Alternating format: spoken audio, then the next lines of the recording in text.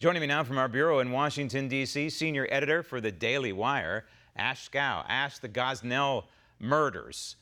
Really, maybe the most underreported heinous story of my lifetime. In fact, I'll never forget it. And if it wasn't for outlets like this one and other outlets online, that story probably would have been completely ignored by the mainstream media. Now this one's immoral, it's also illegal, and the question is, what in the world was this doctor, who had his license removed, by the way, what was he doing with these human remains at his house? Were these abortions that he performed while he did have his medical license, or were they illegal abortions performed after 2016 when it was taken away?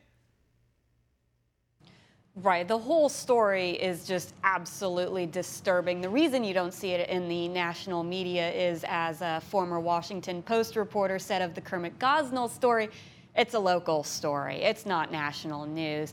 But what's being missed in a lot of this is just why this abortion doctor lost his license in 2016. He performed an abortion on a 10-year-old girl who had been raped by her uncle. And he gave the daughter back to her parents, who knew about the rape and were not prosecuting. He also performed abortions on 14-year-old girls without notifying the proper authorities. He also only gave pain medication to girls under the age of 16 and anyone who could pay extra for it, right? And he also didn't have the correct medical staff on at the facility to monitor people who did have pain medication. And so he was kind of shut down because he wasn't meeting some basic medical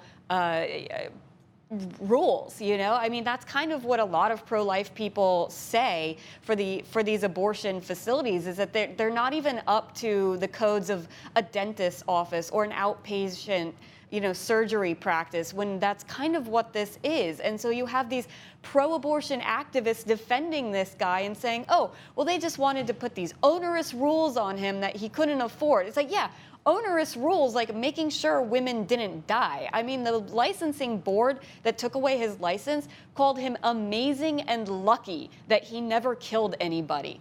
I mean, that is astounding. He was just the luckiest abortionist in the country. And you got to remember, there was him, there was Gosnell. How many others are like this? That's a good question. That is the question. How many that we don't know about? How many that the mainstream media could be digging into and exposing and letting us know how many other Gosnells and crazy maniacs like this guy in Illinois? What kind of a sick person keeps human remains at his home? I mean, this is the sickest of the sick, yet largely ignored by the mainstream media, not ignored here. Here's something else that's interesting, though, Ashe. On the other end of the scale, abortion procedures overall in this country are down. Now, the mainstream media is quick to paint this as the result of more contraception available through Obamacare.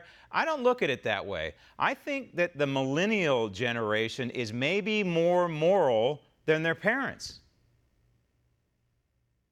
Well, it's not only that, it's just we've heard these horrifying stories of abortions or, Planned Parenthood that's in it for the money to make off of abortions. And I think that, like you said, that people are just becoming a bit more moral or thinking about it. We're seeing Democratic Party refusing to say that abortion should be prohibited in any circumstance, even up to and including the minute of birth, and shortly thereafter, if you go with Virginia Governor Ralph Northam. Right. I mean, you look at the polling on this, consistently shows that in the second and third trimester, support for abortion just drops precipitously. And yet, if you were only listen to the mainstream media, you would think that everybody is on board with what the Democrat candidates are saying, that people want to kill their baby as it's coming out.